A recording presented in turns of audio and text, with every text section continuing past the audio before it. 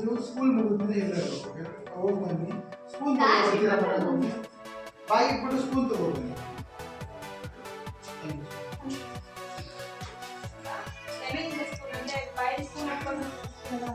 ಮತ್ತೆ ಬಕೆಟ್ ಇಂದ ಬಕೆಟ್ ಇದಕ್ಕೆ ಬಾಲ್ ಹಾಕಿ ಬರುತ್ತೆ. ಮ್ಯೂಸಿಕಲ್ ಚೇರ್ ಇರುತ್ತೆ, ಮತ್ತೆ ಕಬಡ್ಡಿ ಇರುತ್ತೆ. ಯಾರು ಇಂಟ್ರೆಸ್ಟ್ ಇದೆ ಅದೇನು ಕೊಡ್ಬೋದು. ನಾನು ಕಬಡ್ಡಿ ನಾನು ತಗೊಳ್ತೀನಿ. ಮ್ಯೂಸಿಕಲ್ ಚೇರ್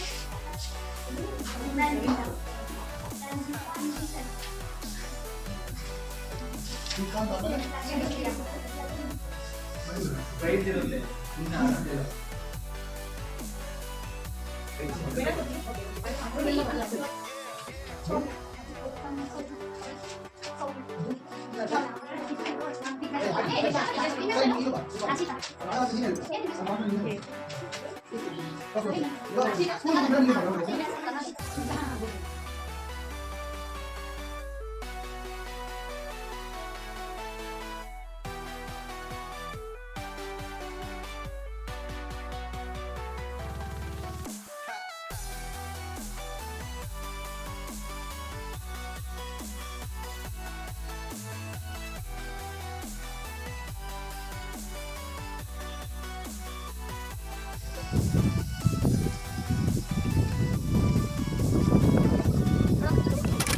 ನಮ್ಮ ಫ್ರೆಂಡ್ಸ್ ಎಷ್ಟು ಕಷ್ಟಪಡ್ತಿದ್ದಾರೆ ಹೂಗಳಿಗೋಸ್ಕರ ನೋಡಿ.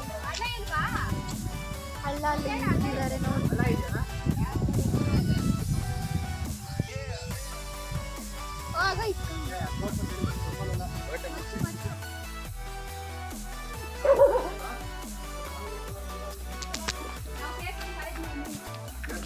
ಹಾಂ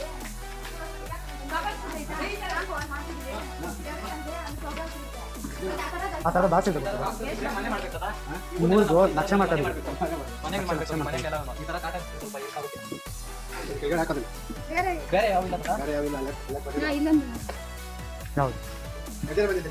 ಯಾವುದು ನಾವು 34 ಹಾಂ ನಾವೇ ಮಕ್ಕಳು ಹಾಂ ಜಾಗೃತಿ ಕಾರ್ಯಕ್ರಮ ಹಳ್ಳಿ ಕುಡಿತಾರಲ್ಲ ಅವ್ರಿಗೆ ವರದಕ್ಷಿಣೆ ತಗೊಂಡು ಚಿಕ್ಕ ಮಕ್ಕಳಿಗೆ ಮದುವೆ ಮಾಡ್ತಾರಲ್ಲ ಚಿಕ್ಕ ವಯಸ್ಸಿಗೆ ಮದುವೆ ಮಾಡ್ತಾರಲ್ಲ ನಾಟಕ ಥರ ಮಾಡಿ ಅವ್ರ ಟೆಸ್ಟ್ ಮಾಡ್ಬೋದು. ಅಂದರೆ ಬೇರೆ ಅವ್ರನ್ನೆಲ್ಲ ಕರ್ತೀವಿ, ಅದಕ್ಕೆ ಯಾರೋ ಇಲಾಖೆಯಲ್ಲಿ ಇರ್ತಾರೆ ಅವ್ರನ್ನೆಲ್ಲ.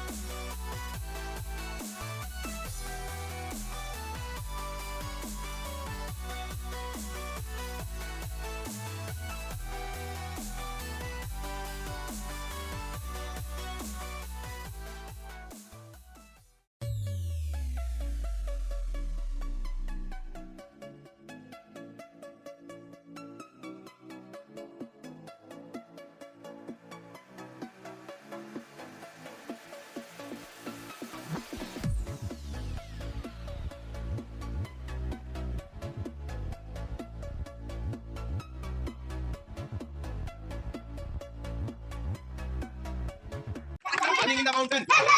Running in the mountain.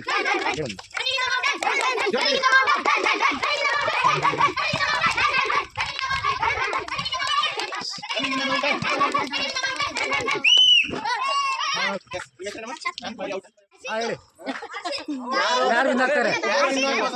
ಯಾರು ವಿನ್ ಆಗ್ತಾರೆ? ಯಾರು ವಿನ್ ಆಗ್ತಾರೆ?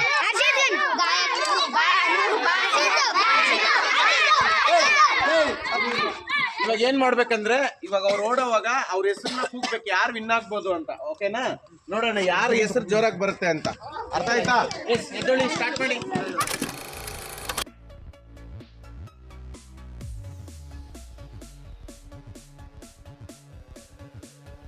ಯಾರು ಬರ್ಬೋದು? ನನ್ನ ಪ್ರಕಾರ ಯಾಕಂದ್ರೆ ಹೆಣ್ಣು ಮಗುವಿಗೆ ಬದಲಿ ಅಂತ, ಯಾಕಂದ್ರೆ ಮಹಿಳೆಗೆ ಸಮಾನತೆ ಕೊಡೋಣ ಒಂದು ದೃಷ್ಟಿಕೋನದಿಂದ ಮಹಿಳೆಯದ ಮುಂದೆ ತಗೊಂಡ್ರಿಂದ ಮಹಿಳೆ ಬೆಂಬಲ ಕೊಡ್ತೀನಿ ನಾನು. ಧನ್ಯವಾದ ಸರ್, ಉತ್ತಮ ಆಲೋಚನೆ.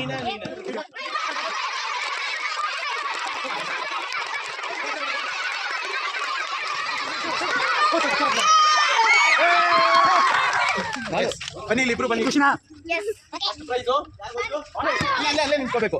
ನಮ್ಮ ಯಾರಿಗೆ? ಭಾನುಗೆ. ಸೊ ಭಾನುಗೆ ಲಾಸ್ಟ್ ದಿನ ನಮ್ಮ ಕ್ಯಾಂಪಲ್ಲಿ ನಾವು ಇವ್ರಿಗೆ ಪ್ರೈಸ್ ಕೊಡ್ತೀವಿ. ಸೆಕೆಂಡ್ ಪ್ರೈಸ್ ಬಂದ್ಬಿಟ್ಟು ಯಾರು ಕೊಡ್ತೀವಿ? ನಾನು ಇಬ್ರು ಅವತ್ತು ಬಂದಿರಬೇಕು. ಓಕೆನಾ? ನಿಮ್ಮ ಹೆಸರುಗಳನ್ನ ಬರ್ಸ್ಬಿಡಿ. ಅವ್ರು ಹೇಳ್ತಾರೆ, ಸರ್ ಹೇಳ್ತಾರೆ.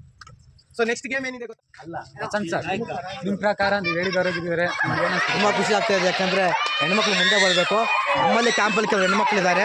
ಆಗಲೇ ಊಟ ಮುಗಿಸ್ಕೊಂಡು ಹೋದವರು. ಇದುವರೆಗೂ ಅಷ್ಟೇ ಆ ಮಕ್ಕಳು ಇದುವರೆಗೂ ಬಂದು ಪ್ರೋಗ್ರಾಮ್ ಏನಾಯಿತು ಅಂತ ಇದ್ರ ಬಗ್ಗೆ ಯಾವುದೇ ರೀತಿಯ ಮಾಹಿತಿ ಇಲ್ಲ. ಪ್ರೋಗ್ರಾಮ್ ಏನಾಗ್ತಾ ಇದೆ, ಕಾರ್ಯಕ್ರಮಕ್ಕೆ ಯಾವ ಥರ ತಯಾರಿ ನಡೆಸ್ಕೊಳ್ಬೇಕಾಗುತ್ತೆ, ಅಲ್ಲಿ ಏನಾದರೂ ಏನು ಕೆಲಸ ಮಾಡೋಂಥ ಯಾವುದೇ ಅರಿವು ಇಲ್ಲದೆ ಅವ್ರು ಇಷ್ಟ ಬಂದಂಥ ಶಿಬಿರಕ್ಕೆ ವಿರುದ್ಧವಾಗಿ ನಡ್ಕೊಳ್ತಾ ಇದ್ದಾರೆ. ಅವ್ರಿಗೆ ಮೌಲ್ಯಮಾಪನದಲ್ಲಿ ಕಠಿಣವಾದಂಥ ಒಂದು ಕ್ರಮಗಳನ್ನು ಕೈಗೊಳ್ಳುವುದಕ್ಕೆ ನಾವು ಪ್ರಯತ್ನ ಪಡ್ತೀವಿ. ಸರಿ ಸರ್.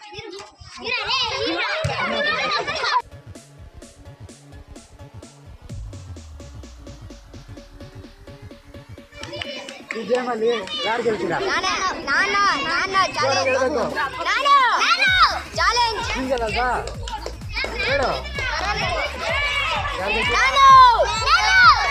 ಯಶಸ್ವಿನಿ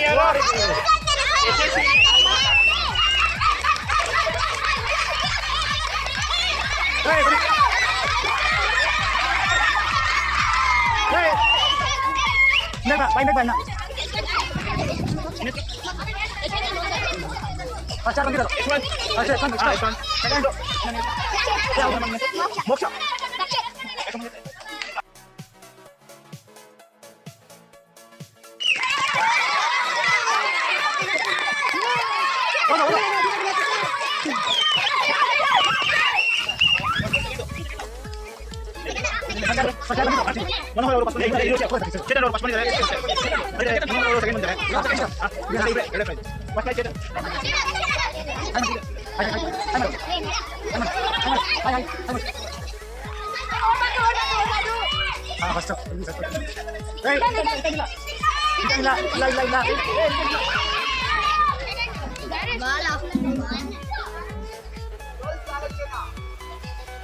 ವಿಡಿಯೋ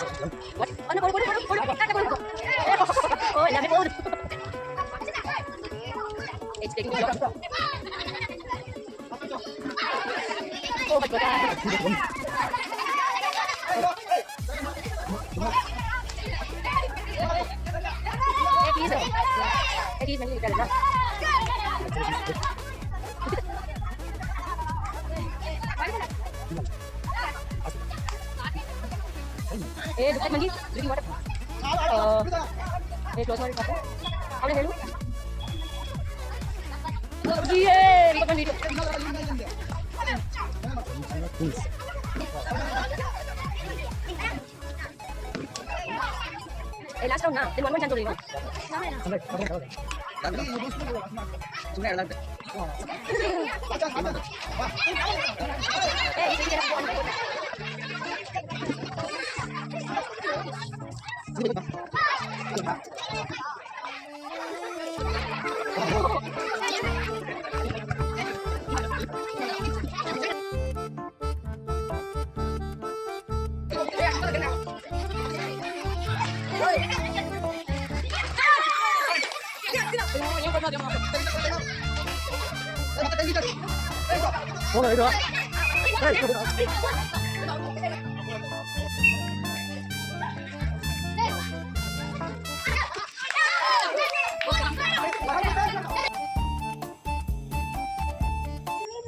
ಇತಿಹಾಸ ಓದುವಂತಹ ವ್ಯಕ್ತಿಗಳಾಗಬೇಡಿ, ಇತಿಹಾಸ ನಿರ್ಮಿಸುವಂತಹ ವ್ಯಕ್ತಿಗಳಾಗಿ. ಎಲ್ಲರಿಗೂ ನಮಸ್ಕಾರ. ನನ್ನ ಹೆಸರು ನಂದನ್. ನಾನು SEA ವಿಜ್ಞಾನ, ವಾಣಿಜ್ಯ ಮತ್ತು ಕಲಾ ಕಾಲೇಜು KR-ಪುರಂನಲ್ಲಿ ಸ್ನಾತಕೋತ್ತರ ಸಮಾಜ ಕಾರ್ಯ ವಿಭಾಗದಲ್ಲಿ ಮೊದಲನೇ ವರ್ಷ ಸಮಾಜ ಕಾರ್ಯ ವಿಭಾಗದ ವತಿಯಿಂದ 3ನೇ ದಿನವಾದ ಗ್ರಾಮೀಣ ಕಲಿಕಾ ಶಿಬಿರದ ಕಾರ್ಯಕ್ರಮಕ್ಕೆ ಆಗಮಿಸಿರುವ ನಮ್ಮ ನೆಚ್ಚಿನ ಅತಿಥಿಗಳಿಗೂ, ಊರಿನ ಸಮಸ್ತ ಗ್ರಾಮಸ್ಥರಿಗೂ ಹಾಗೂ ನಮ್ಮ ಗುರುಗಳಿಗೂ, ನಮ್ಮ ಸಹಪಾಠಿಗಳಿಗೂ ಹಾಗೂ ಲವಲವಿಕೆಯಿಂದ ಉತ್ಸಾಹಭರಿತವಾಗಿ ಆಗಮಿಸಿರುವ ಮಕ್ಕಳೆಲ್ಲರಿಗೂ ಸ್ವಾಗತ, ಸುಸ್ವಾಗತ. ಈ ಕಾರ್ಯಕ್ರಮಕ್ಕೆ ಶುಭದಾಯಕವಾದ ಪ್ರಾರ್ಥನಾ ಗೀತೆಯೊಂದಿಗೆ ವಿಘ್ನ ವಿನಾಯಕನನ್ನು ಸ್ಮರಿಸಿ ಹಾಡನ್ನು ಹಾಡಲು ವೇದಿಕೆಯ ಮೇಲೆ ಆಹ್ವಾನಿಸೋಣ ರಕ್ಷಾ ಮತ್ತು ಸಂಘಟಿಗರು.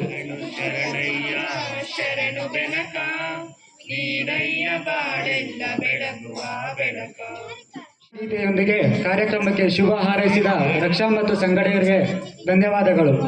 ಸ್ವಾಗತವನ್ನು ಕೋರಲು ನನ್ನ ಸಹಪಾಠಿಯಾದ ನಿತಿನ್ ರವರನ್ನು ವೇದಿಕೆ ಮೇಲೆ ಆಹ್ವಾನಿಸುತ್ತಿದ್ದೇನೆ. ಎಸ್ಸಿಎ ವಿಜ್ಞಾನ ವಾಣಿಜ್ಯ ಮತ್ತು ಕಲಾ ಕಾಲೇಜು ಕೇರ್ಪುರಂ ಸಮಾಜ ಕಾರ್ಯ ವಿಭಾಗದ ವತಿಯಿಂದ ಆಯೋಜಿಸಲಾಗಿರುವ ಗ್ರಾಮೀಣ ಕಲಿಕಾ ಶಿಬಿರದ 3ನೇ ದಿನದ ಅರಿವು ಕಾರ್ಯಕ್ರಮದಲ್ಲಿ ಸ್ವಾಗತವನ್ನು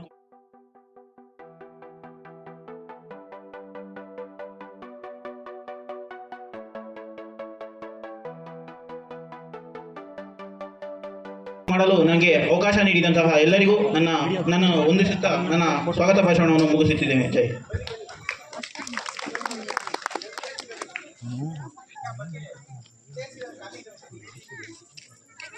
ಪ್ರೀತಿಯಿಂದ ನಮ್ಮೆಲ್ಲರಿಗೂ ಸ್ವಾಗತವನ್ನು ಕೋರಿದ ನಿತಿನ್ ರವರಿಗೆ ಧನ್ಯವಾದಗಳು. ಈಗ ಮುಂದಿನ ಕಾರ್ಯಕ್ರಮ ವೇದಿಕೆ ಮೇಲೆ ನೆರೆದಿರುವಂತಹ ಅತಿಥಿ ಗಣ್ಯರು ಗಿಡಕ್ಕೆ ನೀರನ್ನು ಸಮರ್ಪಿಸುವ ಮುಖಾಂತರ ಕಾರ್ಯಕ್ರಮಕ್ಕೆ ಚಾಲನೆ ನೀಡಬೇಕಾಗಿ ವಿನಂತಿಸಿಕೊಳ್ಳುತ್ತಿದ್ದೇವೆ.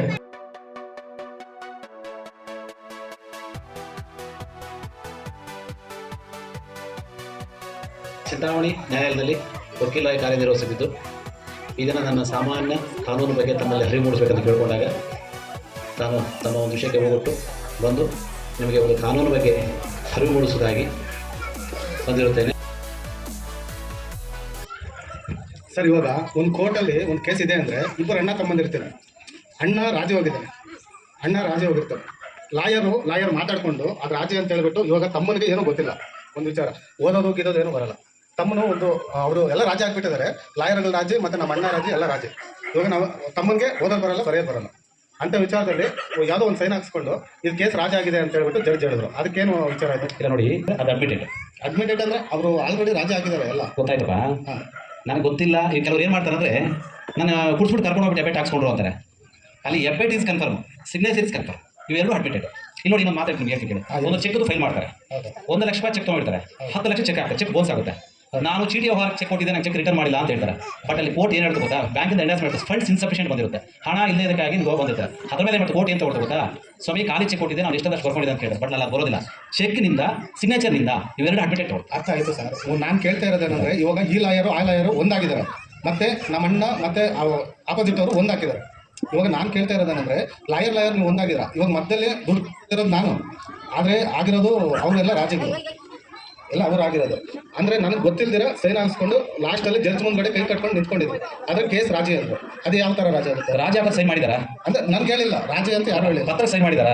ಯಾರು ರಾಜಿ ಅಂತ ಹೇಳಿ ಗೊತ್ತಿಲ್ಲ ಅಂತ ನಿನಗೆ ಸೈನ್ ಮಾಡಿದ್ಯಾ? ನಾನು ಮಾಡಿದ್ದೀನಿ, ನಂಗೆ ಗೊತ್ತಿಲ್ಲ. ಅದು ಸೈನ್ ಮಾಡಿದ್ರೆ ಅಡ್ಮಿಟೆಡ್, ಗೊತ್ತಿಲ್ಲ ಅನ್ನೋದು ಬರೋದಿಲ್ಲ. ಅಂದರೆ ಲಾಯರ್ ಹೇಳ್ಬೇಕಲ್ವಾ ಈ ಥರ ರಾಜಿ? ಅದು ನಿಮ್ಮ ಪರ್ಸನಲ್. ಬಟ್ ಕಾನೂನು ಪ್ರಕಾರ ಪೇಪರ್ ಮೇಲೆ ಸೈನ್ ಆಗಲಿ, ಸಿಗ್ನೇಚರ್ ಆಗಲಿ, ಎಬೆಟ್ ಅದಾಗಲಿ, ಇದು ಕಾನೂನು. ಅದು ನನಗೆ ಗೊತ್ತಿಲ್ಲ ಅಂತ ಹೇಳಬಾರ್ದು. ಹಂಗಂದ್ರೆ ಎಲ್ಬೋರ್ಡ್ ಯಾರೇ ಆಗಲಿ ಏನು ಓದಿಲ್ಲ ಅಂದರೆ ಅವರು ಕೋರ್ಟ್ವರೆಗೂ ಹೋಗ್ಬಾರ್ದು. ಅದನ್ನು ನೀವೇನು ಮಾಡಬೇಕು, ತಿಳ್ಕೋಬೇಕು. ಏನಕ್ಕೆ ಆಗ್ತದೆ, ಹಾಕಬೇಕು, ಖಾಲಿ ಪೇಪರ್ ಹಾಕಬೇಕಾ, ಏನು ಸೈನ್ ನೀವು ತಿಳ್ಕೊಳ್ಬೇಕು. ಸೈನ್ ಆಗೋದಕ್ಕೆ ಮುಂಚೆ ಯಾರಾದರೂ ಎಜುಕೇಟೆಡ್ ಇರ್ತಾರಲ್ವಾ, ಯಾರಾದರೂ ತಿಳ್ಕೊಬೇಕು. ಆಮೇಲೆ ನೀವು ಹೆಬ್ಬೆಟ್ಟ ಇಲ್ಲ ಸೈನ್ ತಿಳ್ಕೊಬೇಕು. ನನಗೆ ಗೊತ್ತಿಲ್ಲ ಅಂತ ಹೇಳಿ ಬರೋದೇ ಇಲ್ಲ. ಸೈನ್ ಹಾಕಿ ಹೆಬ್ಬೆಟ್ ಹಾಕಿದ್ರೆ ನನಗೆ ಗೊತ್ತಿಲ್ಲ ಅಂತ ಹೇಳಿ ಬರೋದೇ ಇಲ್ಲ. ಸೈನ್ ಈಸ್ ಅಡ್ಮಿಟೆಡ್, ಹೆಬ್ಬೆಟ್ is admitted, paper is admitted. ಅಲ್ಲ, ನಿಮ್ದು ಇವಾಗ ಹೆಬ್ಬೆಟ್ಟ ಸರಿ ಇಲ್ಲ ಅಂದ್ರೆ ನಾನು ಹಾಕಿಲ್ಲ ಹೆಬ್ಬೆಟ್ಟ ಬೇರೆಯವ್ರು ಅಂತ ಹೇಳಿ ಬೇಕಾದ್ರೆ ಮತ್ತೆ ಆವಾಗ ಬೇಕಾದ್ರೆ ಕೇಸ್ ಫೈಲ್ ಮಾಡು. ಹೆಬ್ಬೆಟ್ ನಮ್ಮದೇ ಇಲ್ಲ, ಯಾರೋ ಬೇರೆಯವ್ರು ಫೋರ್ಜರಿ ಮಾಡಿದ್ರೆ ಆವಾಗ ಬೇಕಾದ್ರೆ ಸೈನ್ ಖಾಲಿ ಇಟ್ಕೋಬಹುದು. ಸರ್, ಹೆಬ್ಬೆಟ್ ನಂದು ಅಲ್ಲ ಅಂತ ಹೇಳ್ಬೇಕಾದ್ರೆ ಇನ್ನೊಂದು ಕೇಸ್ ಫೈಲ್ ಮಾಡ್ಬೋದು, ಮತ್ತೆ ಫಾರೆನ್ಸಿಕ್ಸ್ ಲ್ಯಾಬ್ ಇಂದ ಫೈನಲ್ ಆಗುತ್ತೆ. ಇದು ಕಲಿಕಾ ಶಿಬಿರ ಅಂದ್ರೆ ಇಲ್ಲಿ ನಾವೇನೋ ಒಂದು ಕಲಿಯಕ್ಕೆ ಬಂದಿದ್ದೀವಿ. ಊರಲ್ಲಿರೋ ಹೆಂಗಸರಿಂದ ಇಲ್ಲಿರೋಂಥ ವಿದ್ಯಾರ್ಥಿಗಳು ಕಲಿಯಕ್ಕೆ ಬಂದಿದ್ದಾರೆ. ಇಲ್ಲಿರೋ ವಿದ್ಯಾರ್ಥಿಗಳು ನಿಮಗೂ ಒಂದಷ್ಟು ಕಲ್ಸಕ್ಕೆ ಬಂದಿದ್ದಾರೆ ಅಂತ. ಮಕ್ಕಳ ಮತ್ತು ಮಹಿಳೆಯರ ಹಾಗೂ ಆರೋಗ್ಯದ ಬಗ್ಗೆ ಹಲವಾರು ಉಪಯುಕ್ತ ಮಾಹಿತಿಗಳನ್ನು ಹಂಚಿಕೊಂಡ ಡಾಕ್ಟರ್ ಶ್ರೀವಾಣಿ ಮೇಡಮ್ ರವರಿಗೆ ಧನ್ಯವಾದಗಳನ್ನು ತಿಳಿಸೋಣ.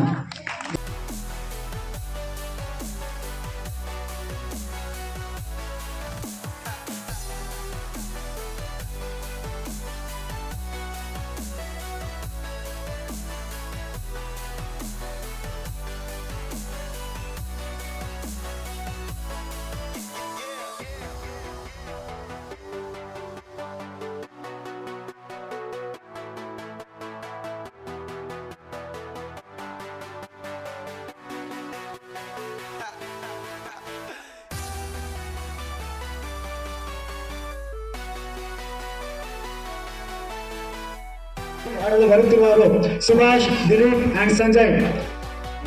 ಮಾಡು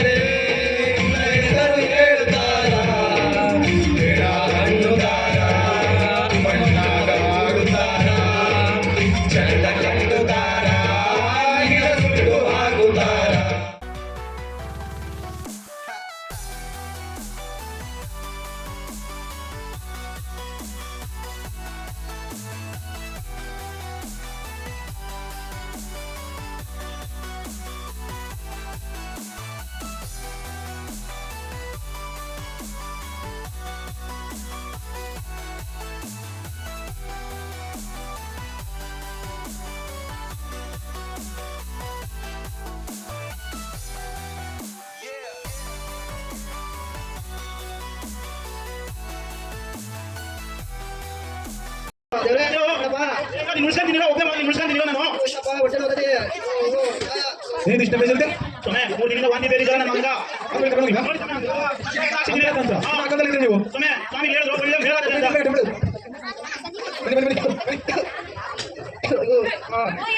ಹೇಳಕ್ ಮಗ ಇವಾಗ ಅವ್ನು ಯಾರೋ ಪುರಂಗಿ ಸ್ವಾಮಿ ಅಂತ ಅಂತ ಕರ್ಕೊಂಡೋದು ಏನು ಮೇಲೆ ಆಗಿಲ್ಲ ಹೂನಗೋ ಹೌದಾ ನಿಮ್ಮ ಮಗನ ಮೇಲೆ ಬಂದಿದ್ದ ಅವನು ಏನು ಹೇಳಂತೆ ಅದೇ ನೀರಮ್ಮ ಸಾಕು ಈಗ ಆಗಲ್ದರೆ ನೀವು ಇನ್ನ ನಿಮ್ಮ ಮಗನಿಗೆ ಏನಾಗಿದ್ದು ಸಿಂಹ ತಿಳ್ಕೊಂಡಿದ್ದಂತ ನಿಮ್ಮ ಮಗನಿಗೆ ಏನಾಗಿದ್ದಪ್ಪ ನನ್ನ ಮಗ ವಾಂತಿ ಬೇರೆ ಜ್ವರ ಬಂದಿತ್ತು ಎಲ್ಲಾಗಿದೆ ಸ್ವಾಮಿ ಹೋಗಿದೆ ಏನ್ ಮಾಡ್ತಾ ಸ್ವಾಮಿ ಮೂರು ನಿಂಬೆ ಕೊಟ್ಟ 3 ದಿನ ಎಷ್ಟು ಗುಂಜಿತ ಸ್ವಾಮಿ 10 ಸಾವಿರ ಕಿತ್ಕೊಂಡ ಏನು ಮೇಲೆ ಆಗಿಲ್ಲ ನಿಮ್ಮ ಮಗನಿಗೆ ಕೊಟ್ಟಾನೆ ಕೇಳಿ ಸ್ವಾಮಿ ಏನು ಮಾಡೋದಿಲ್ಲ ಸ್ವಾಮಿಗಳೇ ನಿಮ್ಮ ಮಗನಿಗೆ ಏನಾಗಿಲ್ಲ ನಿಮ್ಮ ಮಗನಿಗೆ ನೀವು ಕರ್ಕೊಂಡ್ ಇದ್ದೀರಾ ನಿಮ್ಮ ಮಗನ ನೀವು ಕರ್ಕೊಂಡ್ ಇದ್ದೀರಾ ನಿಮ್ಮ ಮಗನಿಗೆ ಮಾನಸಿಕವಾಗಿ ಏನೋ ಆಗಿದೆ ಅದನ್ನ ಸೈಕಿಯಾಟ್ರಿಸ್ಟ್ ಅಂತ ಒಬ್ಬ ವೈದ್ಯರಿರ್ತಾರೆ ಅವ್ರ ಹತ್ರ ಹೋಗಿ ತೋರಿಸಬೇಕು ನಿಮ್ಮ ಮಗನಿಗೆ ದೈಹಿಕವಾಗಿ ಜ್ವರ ಭೇದಿ ಅಂತ ಎಲ್ಲ ಬಂದಿದೆ ನೀವು ಹಳ್ಳಿ ಜನರಾಗಿದ್ರೆ ಗ್ರಾಮ ಪಂಚಾಯತಿಗೆ ಒಂದು ಹಾಸ್ಪಿಟಲ್ ಇರುತ್ತೆ ಸಾರ್ವಜನಿಕ ಪ್ರಾಥಮಿಕ ಹಾಸ್ಪಿಟಲ್ ಅಂತ ಅಲ್ಲಿ ಹೋಗಿ ನೀವು ವೈದ್ಯರ ಹತ್ರ ತೋರಿಸ್ಕೋಬೇಕು ನೀವು ಅಜ್ಜಮ್ಮ ಹೋಗಿ ಹಾಸ್ಪಿಟಲ್ ತೋರಿಸ್ಕೋಬೇಕು ಯಾರು ಪುರಂಗಿ ಸ್ವಾಮಿಗಳಂತೆ ಆ ಸ್ವಾಮಿಗಳಿಗೆ ಏನ್ ಮಾಡ್ಬೇಕು ಆಮೇಲೆ ಮಾಡ್ತೀನಿ ಮೇಲೆ ಮಾಡ್ಕೊಂಡು ಮಾರ ಪಾಸ್ ಹಾಸ್ಪಿಟಲ್ ಹೋಗೋಣ ಇಲ್ಲೆಲ್ಲ ಹಾಸ್ಪಿಟಲ್ ಎಲ್ಲ ಹೋಗ್ಬರ್ತೀನಿ ನೋಡಿ ಇಂಥವ್ರನ್ನೆಲ್ಲ ನಂಬಿ ಇಂಥವ್ರ ತಲೆಗೆ ಬಿದ್ದು ನೀವು ದುಡ್ಡಿರೋ ಕಾಸಾಗಿ ಅವರು ನೀವು ದುಡ್ಡಿರೋ ಕಾಸು ಮೇಲೆ ಅವ್ರಿಗೆ ಕಂಡಿರುತ್ತೆ ನೋಡಿ 104 ಅಂತ ಒಂದು ಹೆಲ್ಪ್ ಲೈನ್ ಇದೆ ಸಾರ್ವಜನಿಕ ಆರೋಗ್ಯ ಹೆಲ್ಪ್ ಲೈನ್ ಅಂತ ಅದಕ್ಕೆ ಕರೆ ಮಾಡಿದ್ರೆ ಅವರು ಗೌಪ್ಯತೆ ತತ್ವನ ಅವರು ಇಟ್ಕೊಂಡಿದ್ದಾರೆ ಯಾವ್ದು ನೀವು ಏನೇ ಆಗಿ ಏನೇ ಒಂದು ವಿಷಯಗಳಿರಲಿ ಅವರು ಯಾರು ಹೇಳಿಲ್ಲ 104 ಅಂತ ಸಾಮಾಜಿಕ ಆರೋಗ್ಯ ಹೆಲ್ಪ್ ಲೈನ್ ಅಂತ ನೀವು ಅದಕ್ಕೆ ಕಾಲ್ ಮಾಡ್ಬೋದು ಇದರ ಸಾರಾಂಶ ಇದಾಗಿದೆ ಇಂಥವ್ರನ್ನೆಲ್ಲ ನಂಬಿ ಮಂತ್ರವಾದಿಗಳು ಇನ್ನು ಆಧುನಿಕ ಕಾಲದಲ್ಲಿ ಇರಬೇಡಿ ಈಗಿನ ಕಾಲ ಬಂದ್ರಿ ವೈದ್ಯರ ಸಲಹೆ ತಿಳ್ಕೊಳ್ಳಿ ನಿಮ್ಮ ಮಕ್ಕಳನ್ನ ನೀವು ಕಳ್ಕೊಬಿಡಿ ನಮಸ್ತೆ